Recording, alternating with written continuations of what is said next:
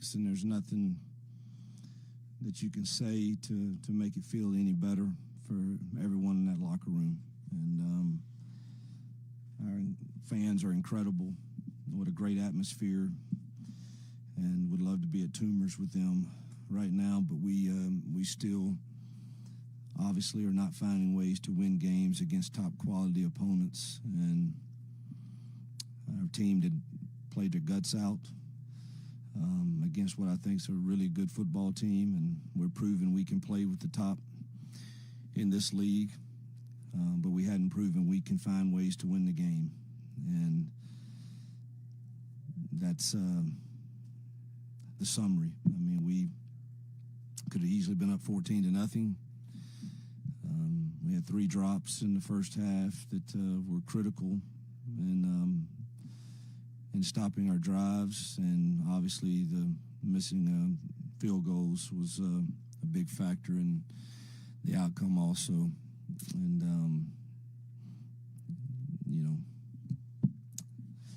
tough night.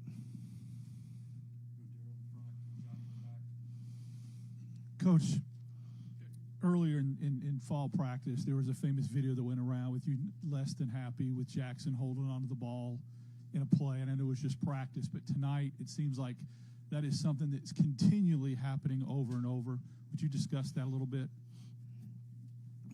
Yeah, it's definitely it's not all Jackson. I need to go watch the film, particularly on those last couple series. I got to see most of the ones on the iPad.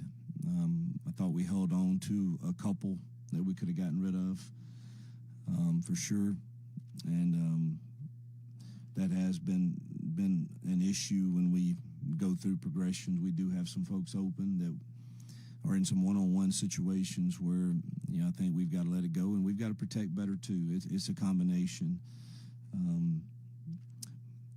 But like early on, I thought he played outstanding, and really, first drive was good. Second drive, he throws a really good ball. Could have been possible touchdown there. Then the next 2, we have 2 drops that put us behind the chains, and then we had a drop on a 4th down drive that was a huge play that puts us in field goal range with a chance to win the game in regulation. And so it's not all him. But do I wish that we got the ball out of our hand all the time? Yes. And there's sometimes that it's realistic, and probably sometimes that it's not quite so realistic. When the results continue to be like they are, for fans, alumni, people of this program that care about this program, what would be your message to them that you and your staff are the right people to continue to lead this program? Yeah, that's, listen, we all know what we signed up for, and I certainly know that we fit what Auburn is all about, but Auburn is also about winning football. And, we're going to come to work Monday and get our kids ready to play Arkansas, and these kids are playing their guts out, and I know that we've changed the talent level here.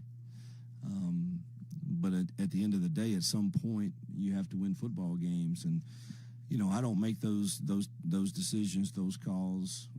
I just know that God's called me here to lead these young men through a very challenging and difficult time, and I'm not enjoying it a whole lot of that part of it.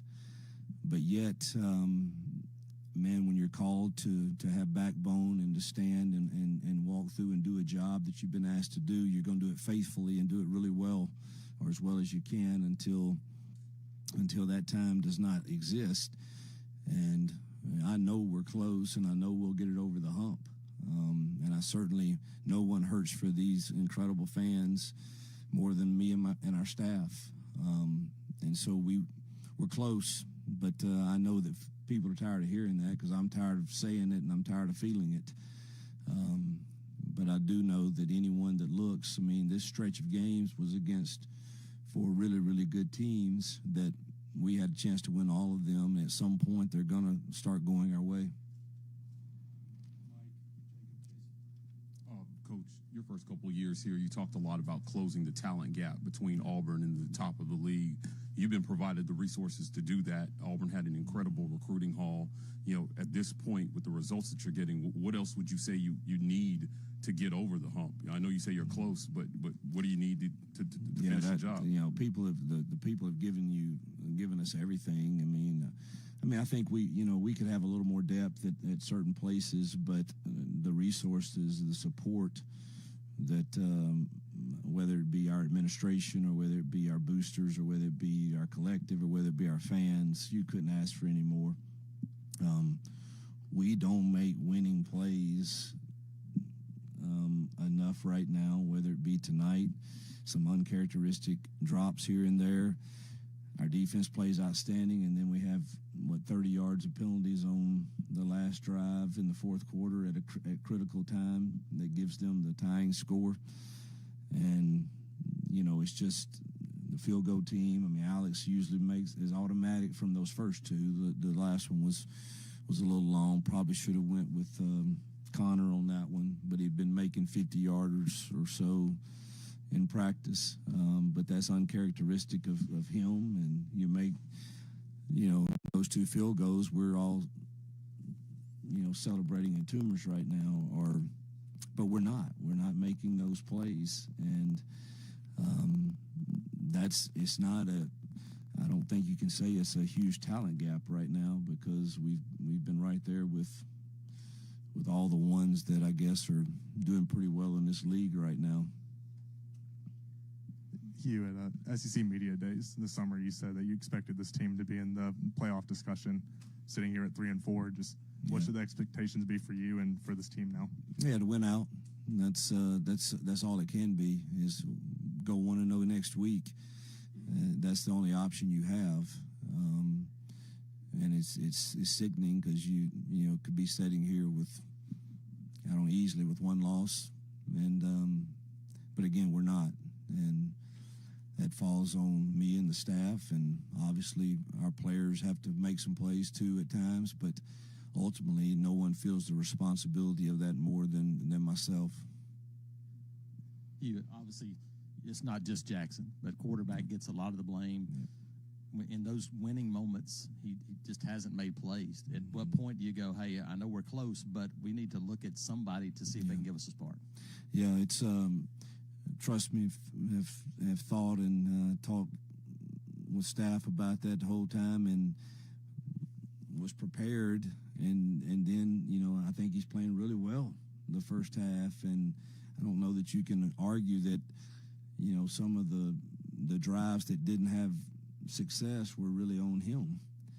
And so you want to keep going with that as long as you feel that way. But it certainly is something that has to be discussed and talked about. Coach, you have these 4 one-possession losses against top teams in the SEC. How do you keep your players, keep their spirits up? It's high emotion situations. How do you keep their spirits up? Yeah, our spirits are not up right now, and that'll be a job next week for myself and our staff and the leadership of the team to rally around each other to finish and go try to win the rest of these games against, obviously, good teams left on the schedule also. You guys had to put Kale in there, and snaps seemed kind of high. It was apparently one of the problems on that third down close. Just how tough was that, having to deal with Connor being out there, and especially, considering the offense didn't have much success late in the game without him? Yeah, we got banged up tonight for sure. And obviously when you lose a guy like Connor that makes all the calls for you against a really talented defense, it's a challenge. I really don't know how Kale performed.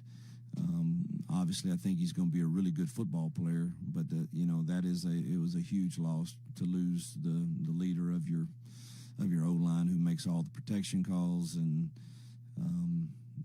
all the calls up there, run game, pass game. So that was a tough loss for sure.